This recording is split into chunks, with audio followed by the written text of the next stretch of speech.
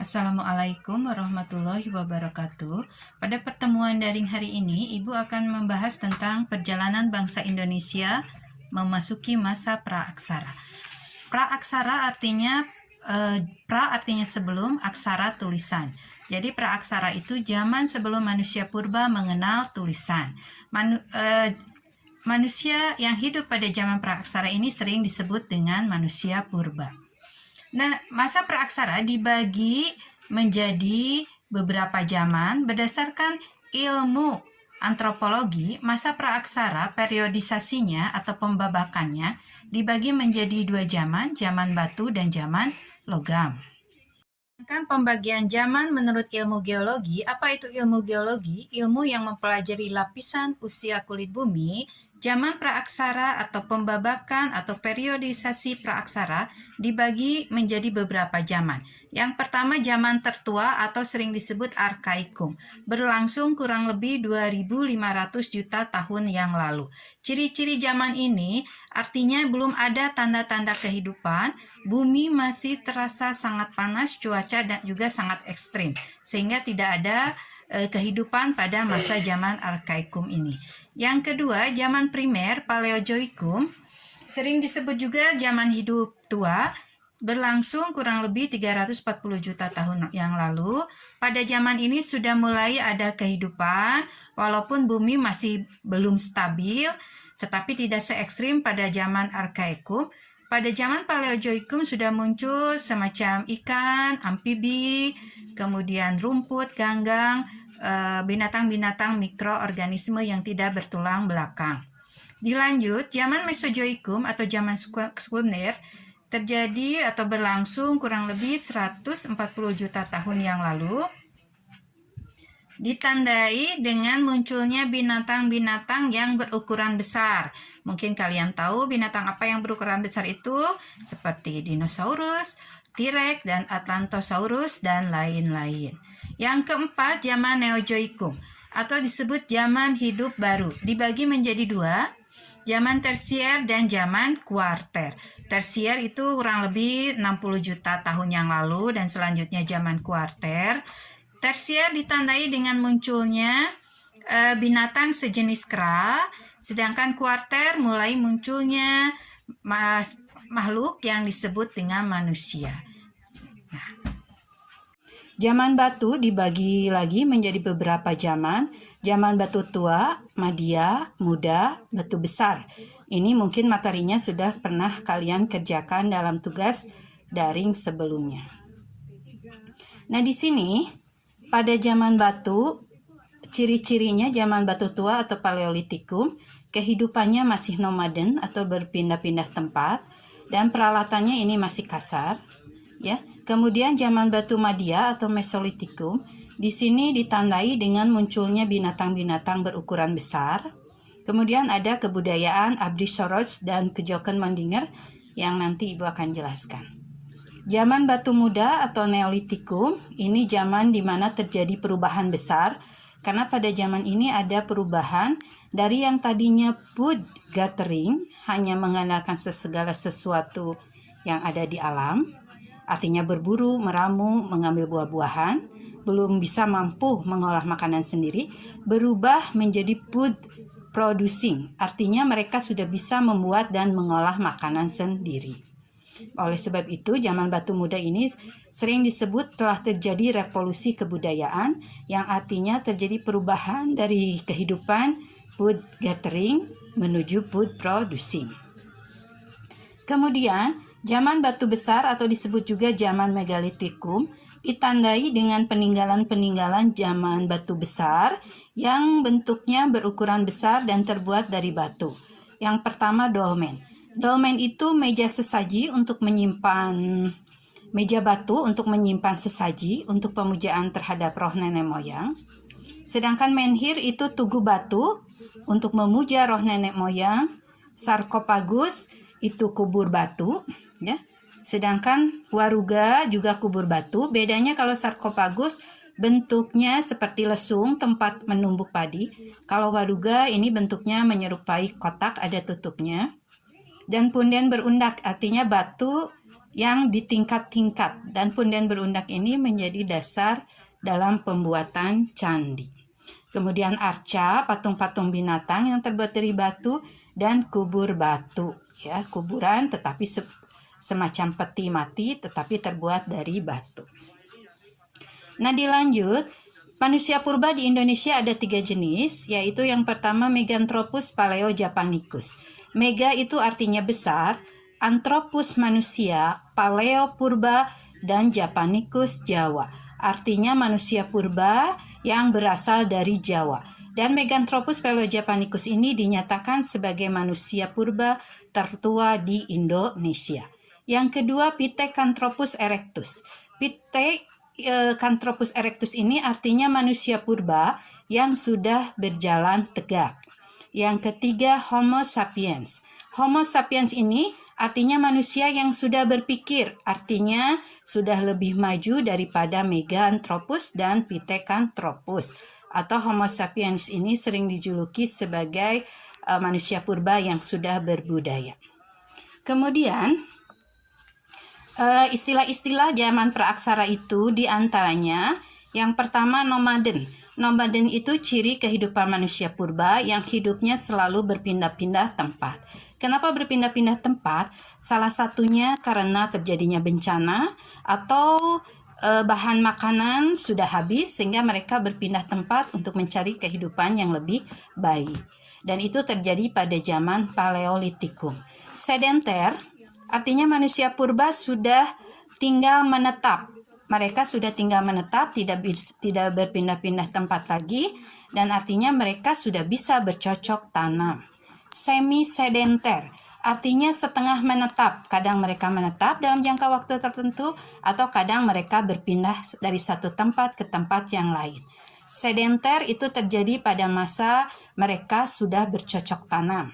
Sedangkan semi-sedenter mereka hidup pada zaman batu muda atau Neolitikum.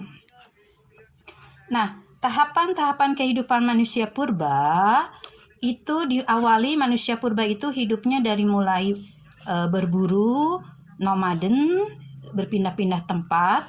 Kemudian mereka mulai bercocok tanam, tinggal menetap, dan kehidupan yang lebih berkembang lagi, mereka memasuki zaman perundagian atau zaman logam. Kenapa disebut zaman perundagian? Dari kata undagi. Undagi itu artinya para ahli. Jadi pada saat ini sudah terdapat ahli-ahli yang bisa membuat benda-benda yang terbuat dari logam. Contohnya dari perunggu dan dari besi. Nah, kalau kalian ke museum, itu ada replika atau tiruan benda-benda peninggalan zaman praaksara, baik yang terbuat dari perunggu maupun yang terbuat dari besi. Dan dilanjutkan lagi, pada zaman batu Madia atau Mesolitikum atau disebut juga dengan batu tengah, kebudayaannya yang menonjol adalah banyak ditemukannya kejoken Mondinger dan Abrissaurus. Apa itu kejoken Mondinger? Kejoken Mondinger itu artinya sampah dapur. Jadi manusia purba yang tinggal di pesisir pantai, mereka memakan kerang dan kulit kerangnya menumpuk di bawah rumah panggung mereka sehingga membentuk gunung fosil yang terbuat atau fosil yang menumpuk karena kulit-kulit kerang yang dibiarkan begitu saja. Sedangkan Abrissaurus itu gua-gua karang manusia purba yang dulunya dijadikan tempat tinggal manusia purba itu sendiri. Nah, kemudian berbicara mengenai masa praaksara tidak bisa dipisahkan dari istilah fosil dan artefak. Karena praaksara itu zaman sebelum manusia mengenal tulisan. Jadi mereka tidak meninggalkan tulisan, benda-benda yang berupa tulisan, tetapi yang ditinggalkannya adalah fosil dan artefak. Apa itu fosil? Fosil itu sisa-sisa tulang belulang manusia purba yang telah membatu karena tertimbun ratusan juta tahun yang lalu. Sedangkan artefak adalah benda-benda peninggalan manusia purba. Jadi fosil dan artefak inilah yang menjadi sumber dari sejarah manusia purba atau sejaman praaksara. Karena jangankan mengenal tulisan, manusia praaksara itu dalam berkomunikasi, para ahli menyatakan mereka masih menggunakan bahasa isyarat. Dan harus diingat, kepercayaan mereka itu ada animisme dan dinamisme. Apa itu animisme? Animisme artinya percaya pada roh nenek moyang, sedangkan dinamisme artinya percaya kepada benda-benda yang dianggap memiliki kekuatan gaib atau keramat. Baik, sekarang kita lanjutkan dengan materi membahas asal-usul nenek moyang bangsa Indonesia.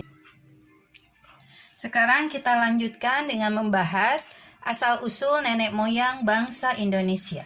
Menurut teori para ahli, terutama yang pertama, menurut Dr. Andes Muhammad Ali, nenek moyang bangsa Indonesia berasal dari daerah Yunan. Di manakah Yunan itu? Yaitu daerah Cina Selatan. Yang kedua, menurut Muhammad Yamin, nenek moyang bangsa Indonesia berasal dari daerah Indonesia sendiri, atau ini sering disebut teori Nusantara. Terbukti, fosil dan artefak justru banyak ditemukan di daerah di Indonesia. Yang ketiga, menurut Profesor Dr. Harken, nenek moyang bangsa Indonesia berasal dari Asia Tengah. Nah, dilanjutkan dengan cara berpikir atau teori-teori sejarah. Cara berpikirnya menggunakan dua konsep. Yang pertama, konsep diakronik atau sering disebut dengan kronologis. Yang kedua, sinkronik.